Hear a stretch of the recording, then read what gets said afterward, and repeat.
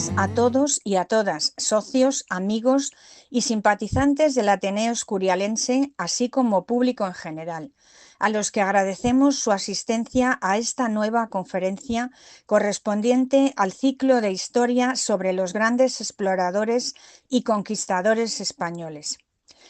Queremos agradecer aquí, por supuesto, y como en otras ocasiones, a la Concejalía y Casa de Cultura de San Lorenzo del Escorial el proporcionarnos este espacio para desarrollar nuestras actividades culturales. Hemos de decir aquí que para Menéndez Pidal las leyes de Indias son un monumento muy valioso para cuantos se ocupan de cuestiones históricas y sociales relativas a los pueblos hispanoamericanos.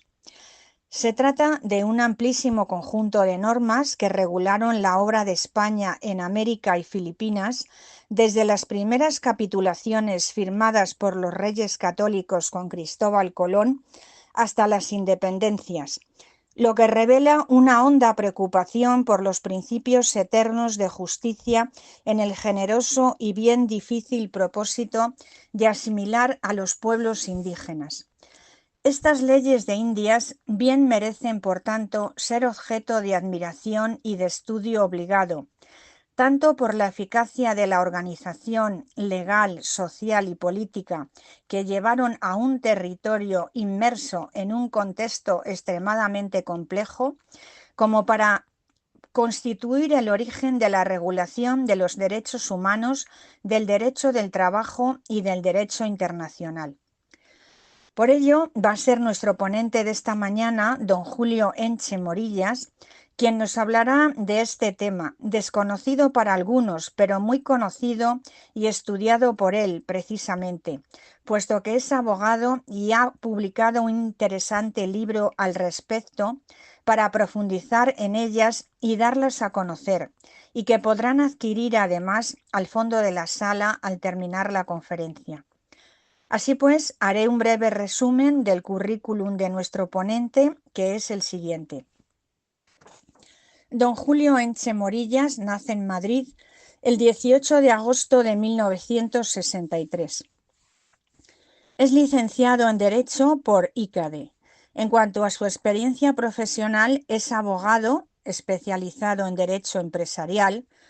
Ha sido miembro del Consejo Directivo de Copaprose, Confederación Panamericana de Productores de Seguros. Ha desempeñado diferentes funciones como abogado y director jurídico de importantes compañías de seguros y de inversión, desde 1998 hasta 2013 como secretario general del Consejo General de los Colegios de Mediadores de Seguros de España. En cuanto a su faceta de escritor, ha colaborado en varios libros como Los historiadores hablan o Cartas hispánicas al rey de España, siendo autor en concreto de las leyes de Indias, objeto de la conferencia de hoy.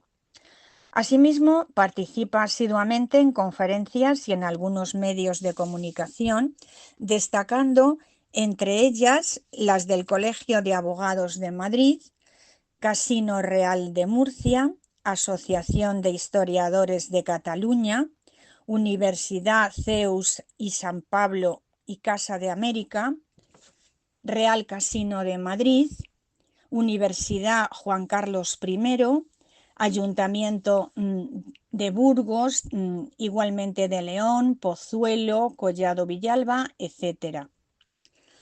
Destacando también su participación en diversos medios de comunicación como Onda Cero, El Adelantado de Segovia, Intereconomía, La COPE, Radio Nacional, etc. Así pues, sin más premisas, damos paso al contenido de la conferencia de esta mañana, aquí en la Casa de Cultura, y a su autor, el escritor Julio Enche Morillas, a quien ya cedo la palabra. Cuando quieras, Julio. Muchas gracias, buenos días. Gracias al Ateneo por la invitación y a los entes que apoyan estos actos, ¿no?, tan importantes y necesarios. Bueno, no saben la enorme satisfacción que me hace dar esta charla aquí, porque este es el sitio idóneo para hablar de las leyes indias y por eso está la fotografía del monasterio enfrente, porque el rey Carlos II ordenó aquí, en San Lorenzo del Escorial, publicar en sus imprentas reales la primera recopilación de las leyes de Indias de 1680 y en consecuencia estamos en el espacio idóneo. No les quepa la menor duda que ustedes que saben el valor histórico que tiene el monasterio y estos alrededores, que por aquí, donde nosotros pisamos, hubo las personas más preparadas de su tiempo en el ámbito teológico, jurídico, filosófico, legal, tratando estos temas para ordenar jurídicamente y socialmente un continente que es 40 veces España, ¿no? Que es América. Así que tomemos conciencia de los lugares donde habitamos, ¿no? En fin, lo primero que les quiero hacer es una breve introducción. ¿Qué significa esto? Bueno, leyes de Indias es un término muy simple, vulgar, para referirnos en primer lugar a la recopilación de las leyes de Indias, como he dicho, de 1680, que es legislación que va desde el 23 de mayo de 1493, cuando Isabel la Católica recibe a Cristóbal Colón en Barcelona, hasta la novísima recopilación de las leyes de Indias aprobadas en 1805, que fue como una adaptación, una revisión de esa recopilación, pues en puertas de las independencias. Estamos hablando de una legislación que perduró 330 años en el continente americano, casi 400 en las islas del Caribe.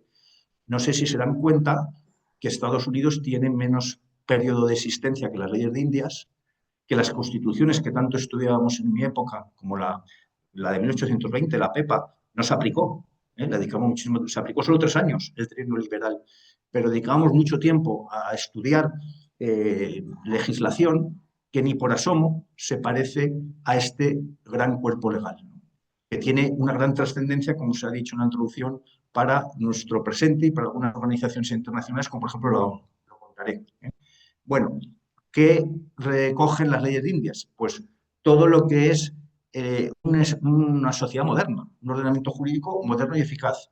Pues se lo tienen, entre otras cosas, los cabildos, que hoy existen, por cierto, los herederos en América de esta legislación, los cabildos o ayuntamientos, en Canarias se llaman cabildos, haciendas, las prisiones, los matrimonios, las herencias, la navegación. La navegación oceánica pues no existía prácticamente. Hoy en día el derecho marítimo internacional pues tiene sus bases aquí, los estudios de las lenguas nativas, que eran obligatorios para los misioneros, las causas de guerra, los extranjeros, los jueces, los montes, los puertos, los menores, la moneda, las aseguradoras, etcétera, etcétera, etcétera. Todo eso es la recopilación de las leyes de Indias que se publicaron aquí, donde estamos, aquí cerca. Yo me voy a centrar en una parte de esa legislación, en lo que se refiere al ordenamiento de protección de los pobladores nativos de América. Y esta es la primera ley, nada más llegar Colón a Barcelona, como digo. Y fíjense un dato, este cuadro está en los Agustinos, ahí enfrente, en la universidad. Fíjense ustedes el primer contacto que tiene un rey europeo con nativos indígenas, porque bueno, aquí se tenía noción de la raza negra, de la caucásica, orientales incluso, pero bueno, la fisonomía, el aspecto físico de un nativo, pues no era el que otros pobladores de otros continentes. Y esto es lo primero que dice la reina Isabel la Católica, que este personaje es un gigante de la historia. Aquí tenemos a alguien muy experto que me dicen que ha expuesto en estas jornadas. Este es un gigante de la historia porque la reina Isabel, no sé si son conscientes, cambió no solo la historia de España, cambió la historia de Europa y de la cristiandad. Y por si fuera poco, cambió la historia de la humanidad, porque el mundo no se sabía cómo era el mundo. El planeta Tierra podía haber intuición, personas que incluso ya pensaban que era una circunferencia, desde luego los marineros no, pensaban que la Tierra era plana y se acababa en un punto determinado. Por eso Finisterre, fin de la Tierra, ese punto que tenemos en Galicia, los romanos llamaban Finisterre, el fin de la Tierra. Y bueno, Isabel la Católica dice esto, cuando ve a esos nativos que habían venido con Cristóbal Colón en un barco, un grupito pequeño, pasaron muchas vicisitudes, entre ellos enfermedades y muerte por problemas de la navegación y del clima, y esto es lo que dice Isabel la Católica.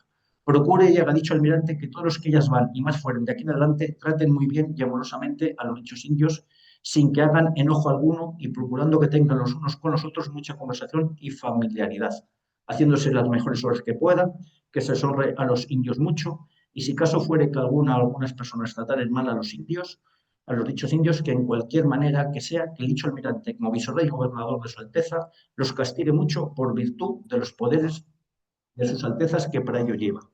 En fin, este documento está en el Consejo Superior de Investigaciones Científicas. Lo reproduzco ahí o lo cito ahí en el libro. En fin, esto lo dice Isabel, como digo, en el instante 1, en el minuto 1. Esta es la primera ley en orden cronológico. Y hay una voluntad real de los reyes de proteger a los nativos. Y luego en el testamento, bueno, en el codicilo fue como un apéndice, un anexo al testamento en el umbral de la muerte. O sea, ya a partir de aquí, 3 días antes de morir, Isabel y la católica un mes antes habían dicho que dejaran de hacer procesiones en España por su vida, que Dios, el Creador, había decidido su muerte corporal y quería prepararse como príncipe, que estaba más obligado que nadie a rendir cuentas a Dios. Y esto lo dice en el umbral de la muerte. Vuelve a lo mismo. Básicamente ordena, suplico al rey mi señor, muy afectuosamente de encargo, y mando a la dicha princesa mi hija Juana y al dicho príncipe su marido que se lo hagan y cumplen, y que este sea su principal fin, y que en ello pongan mucha diligencia y no consientan ni den lugar que los indios, vecinos y moradores de dichas indias y tierra firme, ganadas y por ganar, reciban agravio alguno en sus personas y bienes, pasmando que sean bien y justamente tratados. Y si se les ha hecho algún agravio, lo remedian y provean por manera que no sea cosa alguna de los que por letras apostólicas de dicha concesión nos es ordenado y mandado. Bueno, esto no solo lo dice la reina Isabel, lo demuestra en su reinado.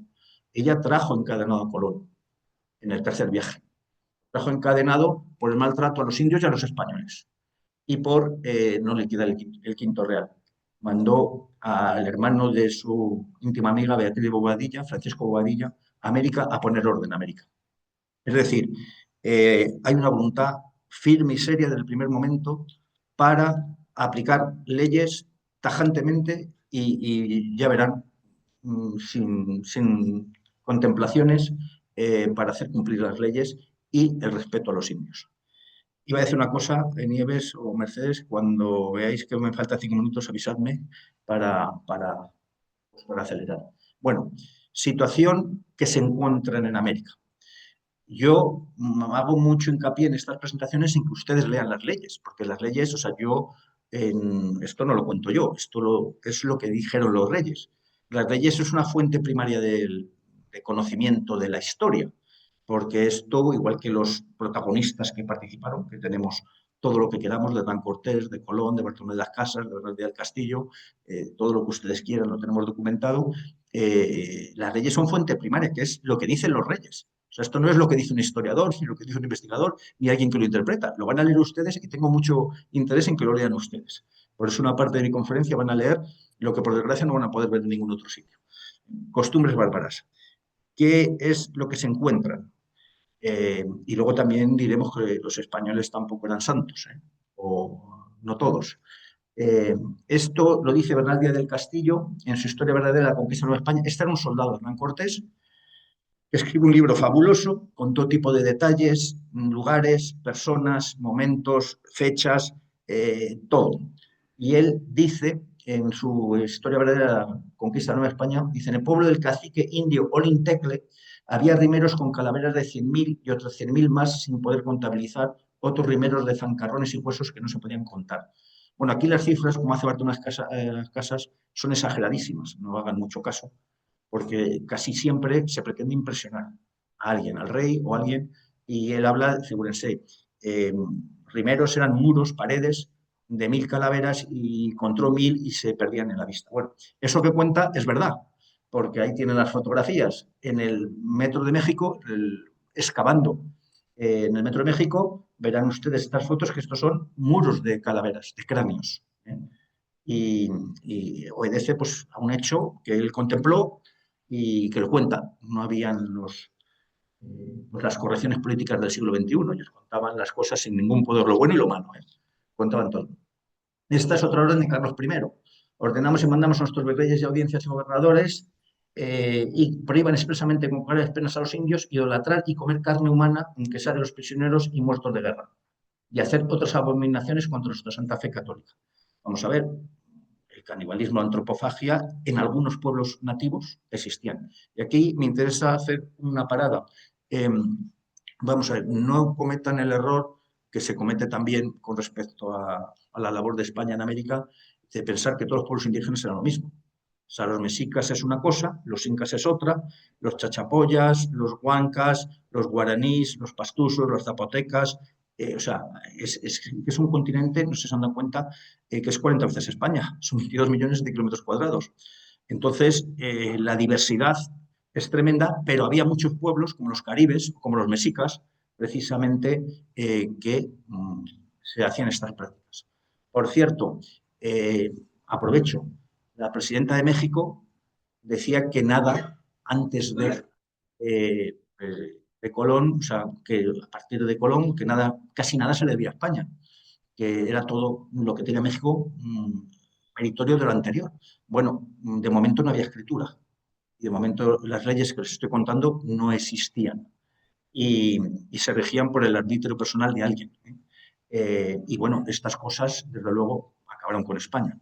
O sea que cuando hablan en términos políticos, nosotros tenemos el derecho de decir estas cosas, ¿no? Y el deber. Bueno, otra ley de Carlos I, aprobada en Toledo, que refleja una realidad.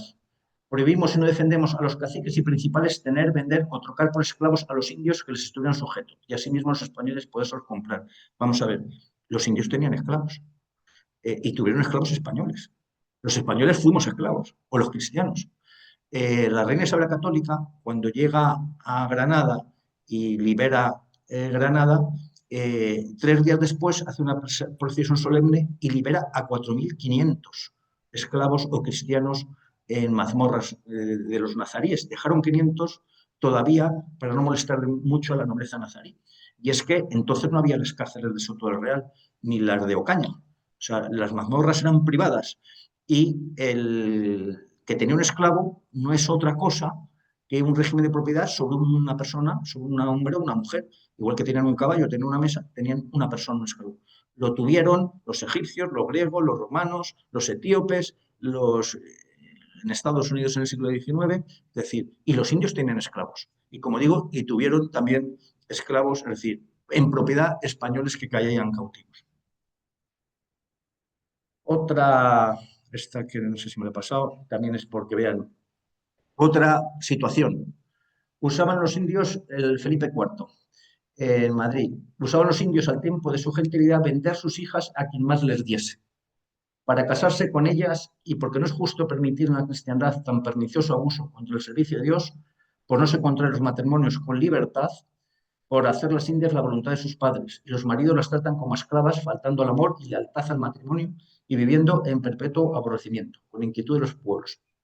Ordenamos y mandamos, me interesa lo que está en azul. Y dice que ningún indio ni india reciba cosa alguna en mucho o poca cantidad, ni en servicio, ni en otro género de paga, ni especie del indio que se hubiese de casar con su hija so pena de 50 azotes y de quedar inhábil de tener oficio de la República. Aquí me paro. Vamos a ver. En todo ese proceso que fue de expansión de España en América, los indios sirvieron al rey de España desde el primer momento. La ley lo dice. El juicio de residencia de Peláez del Berrio, que era un cafre granadino que hizo todo tipo de burradas, le detienen los indios. Juan Ome, un indio cristianizado. Y él en sus recursos, que llegan hasta el Consejo de Indias y llegan al rey, dice que le custodian 200 indios y que no dejan ver ni a su familia. Este señor, apresado por orden de la emperatriz, la reina Isabel, mujer de Carlos I, Carlos V, se le lleva a apresar. Y este muere encadenado en una cárcel. La única concesión que le hizo el rey fue cambiarle una cárcel menos húmeda. Pero eso que está es subrayado en azul es importante porque esto es una foto de la realidad. Y los indios que fueran justicias de este rey, lo que acabo de decir, lo ejecuten. Y el gobernador de justicia mayor de la provincia lo va a ejecutar en los negligentes o se les hará cargo de residencia. Hablaremos del juicio de residencia. En fin, esto es una... Y luego, por último, Bernardia del Castillo, también otro texto habla de cuando los chacaltecas, que fue un pueblo absolutamente fundamental, aliado de Cortés, al principio no lo fueron, para vencer a los mexicas, para llegar a Tenochtitlán, la capital de México, y dice cómo fue la negociación con Xicotenga el Viejo y Maese Escasi, que eran los caciques indios chacaltecas, que llegaron a un pacto con Cortés. Dice, esto se envía al capitán Xicotenga, que comáis, porque, bueno, lo vamos a leer. Si sois teules, como dicen los de Zempoal, Zempoal es otros indios de una isla del Yucatán, y si queréis sacrificar a estas 4 mujeres, que sacrificáis y podéis comer de sus carnes y corazones, porque no sabemos de qué manera lo hacéis, de qué manera sacrificáis. Y por eso no las hemos sacrificado ahora delante de vosotros. Y Cortés respondió con nuestras lenguas, que son los intérpretes, Malinche y Jerónimo Aguilar, quien ya les había enviado a decir que quiere paz y que no venía a dar guerra. Y les venían a rogar y manifestar de parte de nuestro Señor Jesucristo, que es en quien creemos y adoramos, y el emperador Carlos, cuyos vasallos somos, que no maten ni sacrifiquen a ninguna persona como lo suelen hacer, y que todos nosotros somos hombres de carne y hueso como ellos, y no teules, es decir, semidioses, sino cristianos, y que no tenemos por costumbre de matar a ningunos, y que si matar quisiéramos, que todas las veces nos dieran guerra de día y de noche, había en ellos hartos en que pudiéramos hacerles crueldades, es decir, los sacrificios humanos. Y aquí te lo estoy diciendo, mire, las mujeres, pues no sabemos cómo les gusta sacrificarlas, se las regalamos en son de alianza, de amistad. Pero insisto, no todos los grupos nativos o pobladores nativos eran indígenas, ¿no? Pero ustedes saben que América no se puede conquistar con 600 soldados de Cortés, ni 19 caballos, ni falconetes, ni 21 naves de navegación oceánica. Hace falta el elemento nativo. Y estos fueron los aliados de los españoles. Y he puesto solo algunos, porque no me caben todos. Totonacas, chacaltecas, cañalir, huancas, guaylas, zapotecas, chachapoyas, chancas, taínos, pastusos, apaches, guaraníes, guachocoltecas, etcétera, etcétera. Estos fueron aliados de los españoles, entre otras razones porque tenían unos enemigos acérrimos, como eran los mexicas, como eran los caribes, con los que les interesa pactar. Y esto bien, está perfectamente documentado por sus propios protagonistas. Fíjense lo que insisto, 40 millones de kilómetros cuadrados y las Filipinas 7.000 islas. Estados Unidos no venció al Vietnam con toda la superioridad tecnológica, cruceros, aviones, satélites, todas las armas que usted quiera. Al Vietnam no lo conquistaron los Estados Unidos. Y un ejército de aliados de la OTAN, Afganistán, no conquistaron ni un metro de terreno. 27 países en Afganistán. ¿Cómo lo hicieron estos señores a caballo y con espadas y arcabuces? Pues muy fácilmente. De la única manera que se puede hacer, con el poblador nativo y del terreno. Si no, no se conquista nada. O sea, militarmente, quien haya hecho algo de servicio militar, es imposible si no tienes al que tienes que tener, el terreno. Bueno, vamos a dar un paso al origen primero de las leyes, situación, primer momento de las leyes, que interesa decir, las leyes de Burgos, 1512, había conflictos en la Española. O sea, la Española era un caos, y es un caos hasta el punto que la reina Isabel, como he dicho, trajo encadenado a Colón en el tercer viaje. Luego es verdad que le da otra oportunidad, porque Colón era un excelente navegador, un sobresaliente explorador, pero un pésimo gobernante. Era un pésimo gobernante. Y en la Española hay una situación que se produce en la misa de Adviento. Fray Antón de Montesinos es un sacerdote dominico al que eligen los propios dominicos en la misa de Adviento, que es la preparatoria de la Navidad, y pone a parir, con perdón, a los conquistadores, las personas que están allí haciendo excesos con los indios. Y le dice que van a ir al infierno. Protestan algunos de ellos y, lejos de arredrarse, se van a los dominicos a protestar y, lejos de achicarse, en la misa de Navidad incrementan las acusaciones. A partir de aquí se manda una delegación pagada por algunos pobladores españoles y pagada por los dominicos para mandar a Montesinos a hablar con el rey Fernando el Católico, y otros aludidos mandan a representantes para hablar al rey diciendo que, bueno, que es exagerado, que los indios que se encuentran allí se producen 1000 disquisiciones, si eran seres humanos no eran seres humanos. Algunos decían que eran animales que hablaban, escrito, animales que hablaban. Vamos a ver, los caribes se comían a los taínos. Los caribes se comían a los taínos. Entonces se discuta la condición humana y aquí llegamos a las leyes de Burgos, en la que se forma una junta de teólogos y juristas y, en resumen, aquí la Universidad de Oxford dice, aquí está el origen de los derechos humanos. Porque ahora nos parece muy fácil entender que todos los seres humanos, por nacer, son libres y tienen derechos naturales, es decir, derechos innatos. Hoy nos parece muy fácil entenderlo, entonces no. Y ya digo, para personas que se habían llevado el shock de encontrarse situaciones en algunos momentos bárbaras, como cantaban salvajes, como los denominaban, pues el que los reyes hayan apostado, como hemos visto desde el primer momento, por el derecho y el reconocimiento y la protección de esos nativos, tiene mucho mérito. Y las leyes de Indias tienen, o perdón, las leyes de Burgos, que es una parte de las leyes de Indias, que se integran 7 principios jurídicos fundamentales y 35 ordenanzas. Los principios fundamentales, que en derecho es, oiga, esta norma es prioritaria en todo, esta norma inspira todo y en caso de duda se aplica esta norma, es que los indios son libres y deben ser tratados como tales, según ordenan los reyes. Los indios han de ser instruidos en la fe, como mandan las bulas pontificias. Ojo, la expedición a América, el título jurídico que ampara la expedición son las bulas papales, porque la Edad Media y el ostiense, el derecho canónico aplicable, que era de hecho aplicable, entendía que las conquistas de tierras de paganos eran una facultad del Papa, no eran de lo que el Papa delegaba en un príncipe cristiano. Entonces, por eso dice que deben instruir en la fe, como dicen las bulas papales. Y por cierto, el Caribe era una ruina. Hasta 1499 que se empieza a encontrar una mina de oro, pero los primeros años hubo hasta planteamientos de desistir, hasta el punto de que Cristóbal Colón escribió a los reyes diciendo que por ahí debía estar el paraíso terrenal.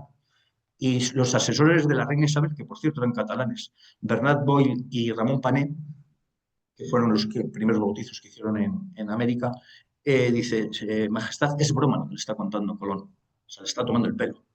En fin, la fe era el objetivo obligado que debían llevar los españoles allí, cosa que diferencia la colonización del siglo XIX, que no tiene nada que ver con la del siglo XVI. Siglo XIX, la colonización de Inglaterra, de Francia, Bélgica, Alemania, en el siglo XIX no tiene nada que ver con el siglo XVI. Si puedo, me alargo en eso. Bueno, los indios tienen obligación de trabajar, siempre que sea de provecho para ellos y la República. El trabajo conforme a su constitución. Los indios han de tener casas y haciendas propias. Los indios han de tener contacto y comunicación con los cristianos. Los indios han de recibir un salario justo por su trabajo. Aquí ya también nacen las primeras leyes laborales. Deben vivir cerca del encomendero, construcción de iglesias, uno de cada 50 indios hace uno para alfabetizar, prohibición de ir como cargadores a falta de animales. Los indios deben trabajan en minas por 5 meses y 40 días de descanso. El Estatuto de los Trabajadores nos da 30 días por un año, ¿saben? O sea, aquí estamos hablando de 40 días cada 5 meses. No vayan ustedes a reivindicar a su empresa. Bueno, protección a las mujeres embarazadas, prohibición de la poligamia, prohibición de castigos físicos, etc. Una moneda de oro a cada indio para comprar ropa, etcétera, etcétera. Aquí, para que ustedes también lo lean, esta ley que publicó las leyes nuevas del 20 de noviembre de 1542 en Barcelona, Carlos V, también me llama mucho la atención. Y esto desmonta la leyenda negra, esa mala fama que crean, ¿no? Mandamos que ningún indio libre sea llevado a las dichas pesquerías contra su voluntad. Las pesquerías de donde sacaban las perlas, buceaban, ¿no? So pena de muerte, y que el obispo y el juez que fuera a Venezuela ordenen lo que les pareciere para los que nadan en dichas pesquerías, así indios como negros, se conserven y cesen las muertes. Y si les pareciera que no se puede excusar a dichos indios y negros del peligro de muerte, cese la pesquería de dichas perlas, porque estimamos en mucho más, como razón, la conservación de vidas que el interés que nos pueda venir de las perlas. Esto es lo que dijo Carlos V. Ustedes verán cosas que dicen lo contrario, y además películas. Cuidado con Hollywood, ¿eh? Cuidado con Hollywood o la industria del cine, que siempre que pueden meten una pildorita en contra de la realidad histórica y si pueden nos dan una patada en las espinillas, ¿no? Luego hablaremos de eso. Bueno, regulación del trabajo de menores. Leyes de Indias, esto está, fíjense, comparativamente. Yo en mi libro pongo algunos cuadros comparativos. Reino de Castilla, sección de trabajo de menores de 14 años, las leyes de Burgos, 1512. Hasta 1809 en Inglaterra no se prohibió trabajar a menores de 9 años en lugares no ventilados, porque si el lugar estaba ventilado, por supuesto que el menor de 9 años podía trabajar. Era la ley fabril inglesa. Esto en Alemania, bueno, la misma ley en 1841 era la ley Guizot, la que se prohibía trabajar a los menores de 8 años en fábricas, manufacturas y talleres. Alemania fue en 1836 y en Estados Unidos se permitía trabajar a los menores de cualquier edad, excepto los 3 meses de escolarización. Comparen la legislación española 1512 con la de 3 siglos después, cuál es, también hablaremos de eso. Todo esto lleva a un señor que se llama James Brown Scott, que escribió un libro que se llama The Spanish Origin of the International Law. Este señor, el Universidad de Oxford, dijo, oiga, los antecedentes del reconocimiento de derechos humanos están aquí, en las leyes de Burgos. Y este señor fue encargado de crear la Sociedad de Naciones por Estados Unidos, lo que fue el antecedente de la ONU, y fue el encargado de crear la ONU, murió en 1943 y no pudo culminar su obra. Este señor sabía algo de derecho internacional y de derechos humanos. Fue un precursor. Y este señor en sus estudios dice, oiga, el origen está aquí. Por eso es importante que lo sepamos. Cambios en la mujer indígena. Yo solo, aquí muy rápido, solo quiero que tengan en cuenta cómo les cambió. Hoy estamos en unos tiempos afortunados de defensa de los derechos de las mujeres en igualdad a los hombres. Imagínense cómo cambiaron los derechos de las mujeres con estas leyes y con lo que hemos leído, porque las mujeres eran objetos. Las mujeres con estas leyes son sujetos de derecho, es decir, personas. Son seres que tienen los mismos derechos que un hombre, eso sí. Algunos de esos derechos, en ciertas circunstancias, no podía ejercerlos. Tenía que tutelar un hombre hasta la Constitución de 1978. Pero era sujeto de derecho. Otra cosa es que la mujer casada, para ciertas cosas, como digo, necesitaba el hombre, pero la mujer viuda o soltera era exactamente el mismo derecho que un hombre. El derecho lo tenía. El ejercicio, como digo, es un salto cualitativo con respecto a lo que había en algunos pueblos indígenas antes. Matrimonios y mestizaje. Quiero también en este apartado, es muy significativo lo que van a ver y lo que van a leer. Isabel la Católica, como digo, gran personaje histórico mundial, ¿no? Ordenó, aquí dice, mandamos que el dicho nuestro gobernador y las personas que fueran nombradas, asimismo los dichos capellanes, procuren como los dichos indios se casen con sus mujeres en paz de la Santa Madre Iglesia y que asimismo procuren que algunos cristianos se casen con algunas mujeres indias y las mujeres cristianas con algunos indios. Vamos a ver lo mismo. Ley, Fernando el Católico, es nuestra entera voluntad que los indios e indias tengan como deben entera libertad para casarse. Ojo, entera libertad. Nada de imponer el matrimonio por cualquier razón.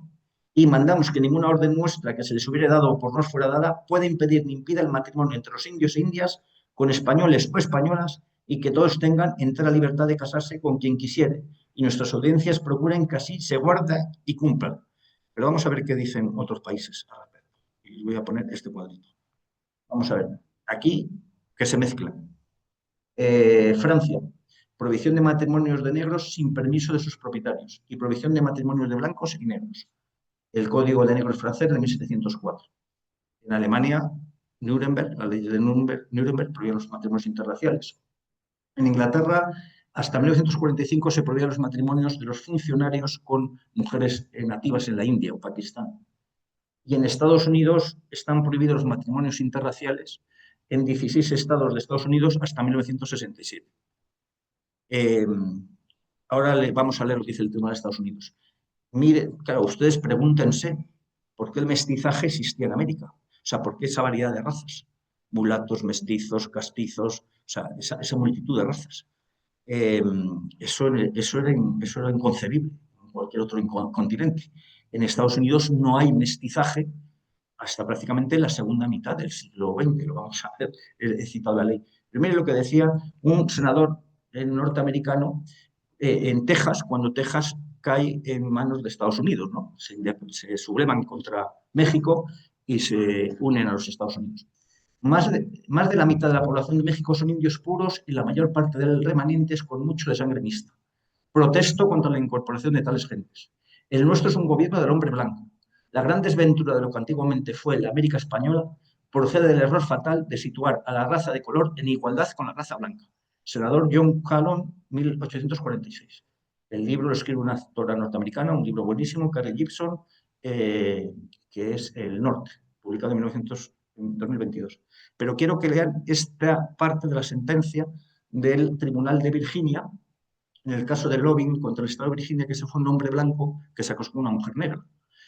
Y la sentencia del Estado de Virginia decía, Dios, el Altísimo Creador, hizo las razas blanca, negra, amarilla, malaya y roja, y las colocó en continentes separados. Y para no interferir con estos planes de Dios, no deberíamos ser nosotros la causa para permitir tales matrimonios. El hecho de que Dios separase las razas demuestra que no tenía intención de que las razas se mezclasen.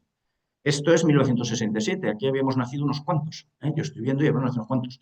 Entonces, los reyes españoles dicen lo contrario, el Dios de los católicos decían, mézclense, y estos dicen, no se mezclan.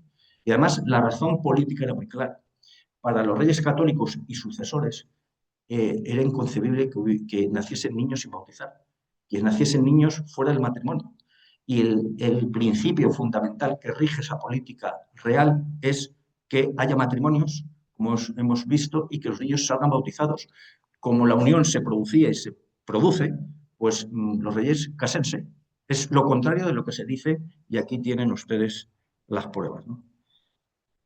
Luego, bueno, de aquí no me voy a entretener mucho, me gustaría religiosidad y la unidad de las iglesias. Vamos a ver, los reyes eran antiguos, pero tontos no tienen un pelo. Es decir, esto de que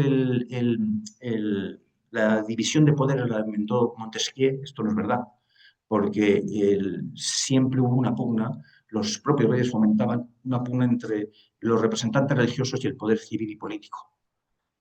Ellos sabían bastante de sus reinos. Entonces, lo que quiero decir aquí muy rápidamente, porque no me quiero perder, lo que quieren decir aquí es que las iglesias era un lugar de inmunidad religiosa, o sea, de inmunidad donde cualquier persona que iba a una iglesia era acogida a sagrado y estaba protegido. Por eso las leyes también ordenan que se hagan iglesias cerca de las minas, cerca de los encomenderos, etc.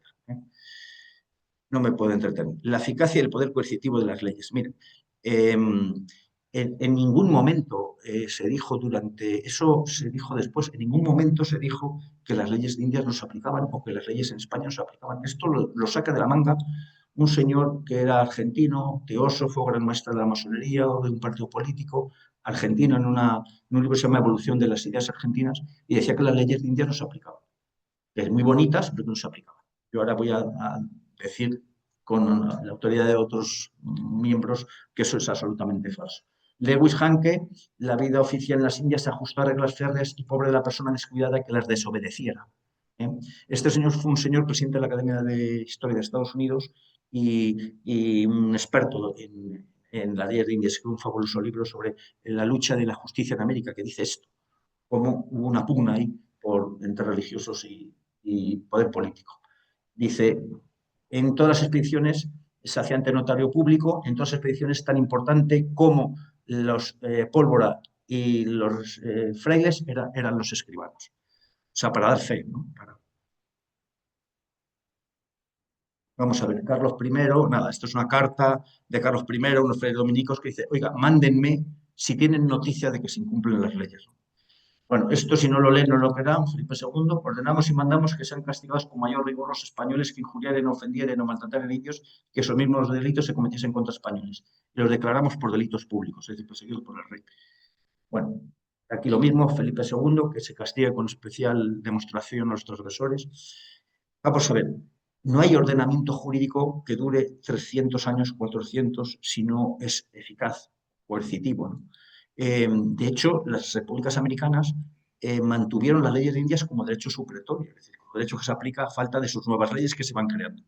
Y se creó una extraordinaria estructura judicial, institucional, reflejo ahí, en la que participaban los propios indios. Por ejemplo, había gobernadores indígenas, el gobernador era una autoridad militar, que por ley los chacaltecas tenían que tener un gobernador indígena, chacalteca, y estructuras como alcaldes, regidores, muchas de estas formadas por los nativos, como hemos dicho.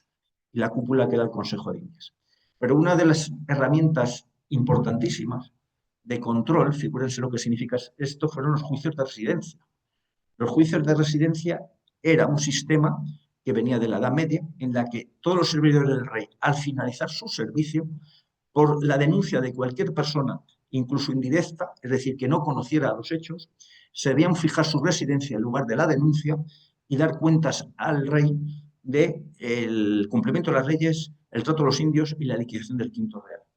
Prohibición de abandonar la ciudad y limitación de movimientos. Se sometían todos los servidores y los castigos normalmente acababan con un embargo preventivo de bienes, a veces con la muerte, y ser deservido el rey. Ser deservido el rey es que se te había acabado la carrera de servir al rey. Imagínense que en nuestros días a cualquier político, al alcalde de San Lorenzo Escorial, al de Sevilla, al de Villanueva del Pardillo, se les pudiese denunciar por cualquier vecino, uno de Sevilla, que diga, oiga, que yo me he enterado que el alcalde de Villanueva del Pardillo resulta que le han regalado 3 coches. Y que eso existiera hoy. Aquí no había quien parase. Es decir, es obvio que esto era un sistema suficientemente disuasorio, además de que, como decía Lewis Hanke, hay quien se atreviera a desobedecer al rey.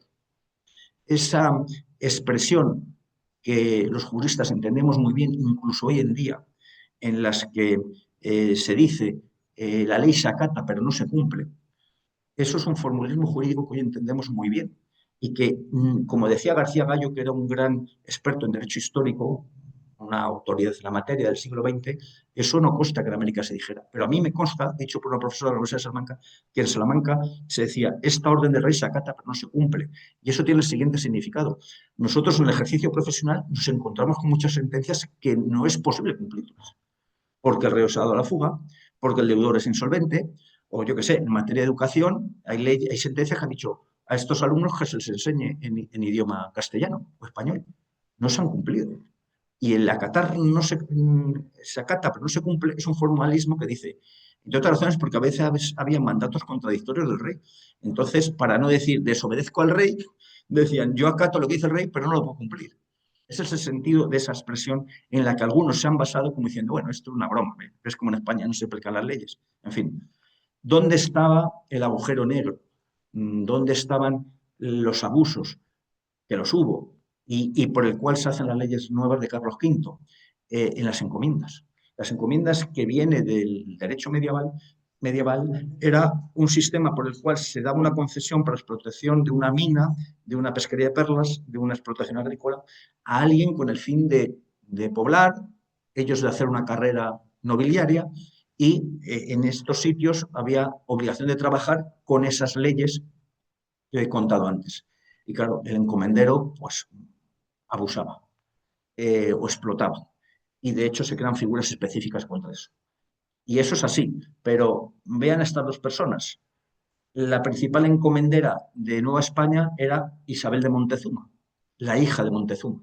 Y el principal encomendero de Lima, en 1570, ese señor que se llama Carlos Inca, Carlos Melchor Inca, nieto de Ullana Cápac, emperador inca. Este señor fue gobernador militar de Alicante. Y este señor fue el jefe de la Guardia Real de la emperatriz.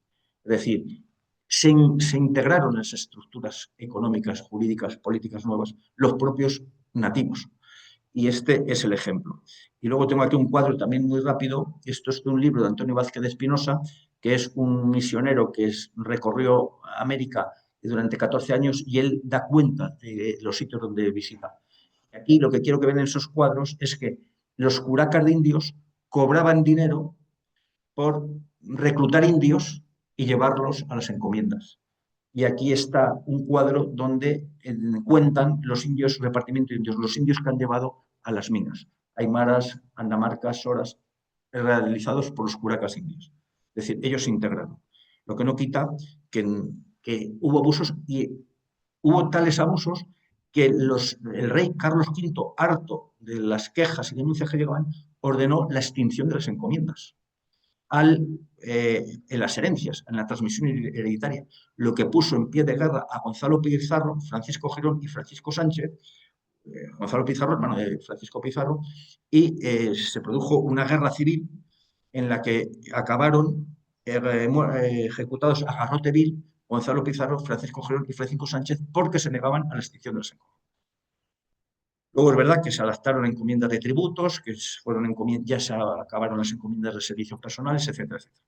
Hubo una figura que no existe en ningún lado, que era el protector de indios, que tenía esta misión de visitar que se cumplían las leyes y cómo estaban los indios, tenía unos controles especiales y le buscan que el historiador que he contado antes, la figura del protector de indios que implantó España en América no existió ni en las colonias inglesas ni en las francesas.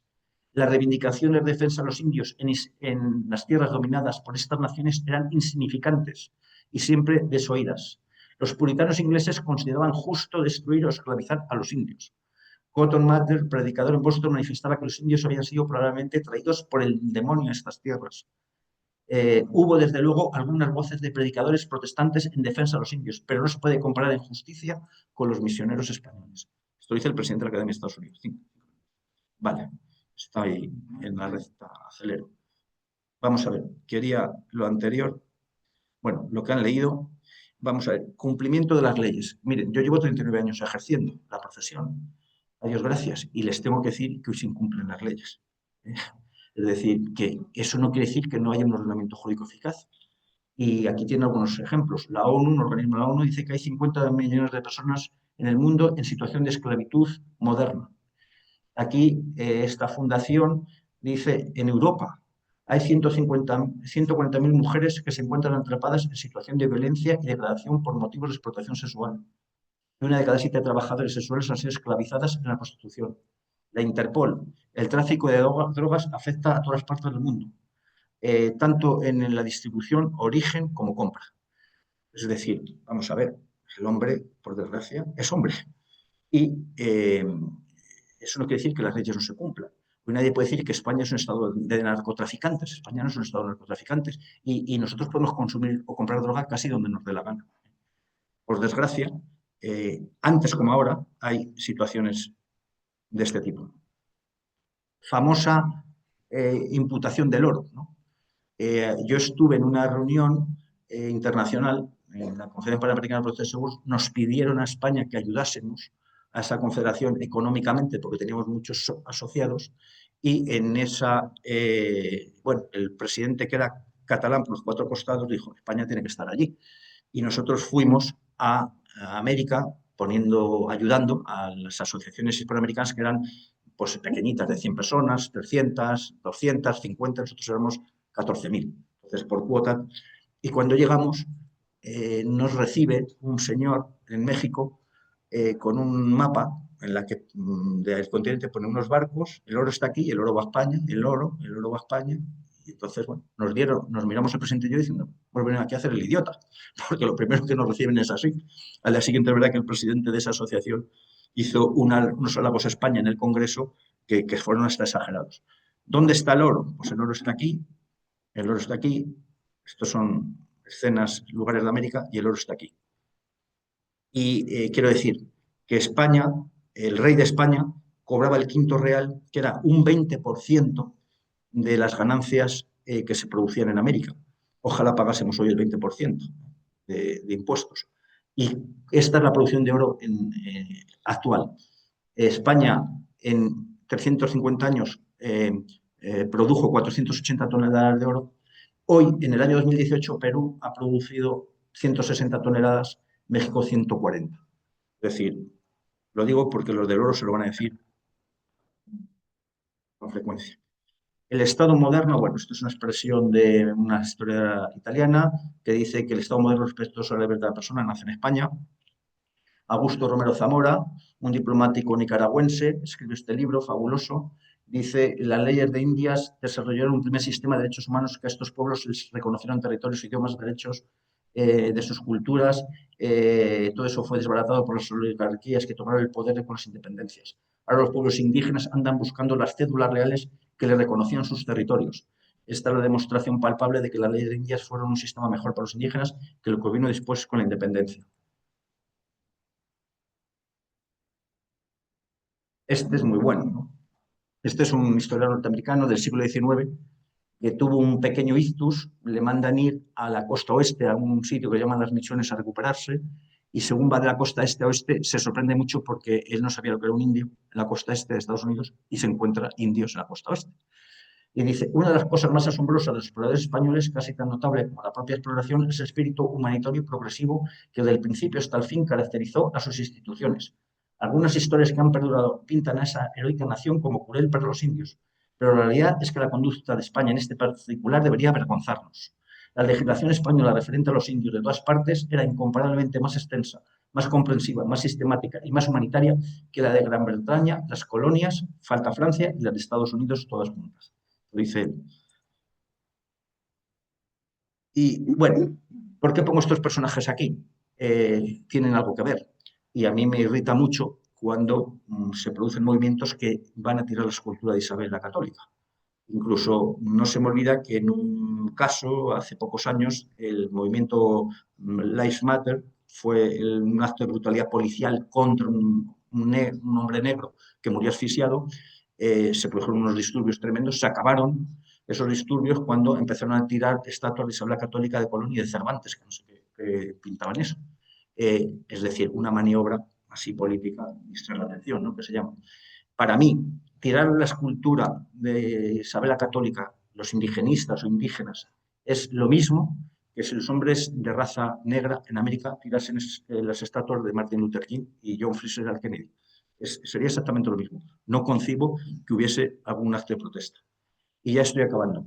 Miren, ha dicho el presidente de México que España tenía que pedirles perdón.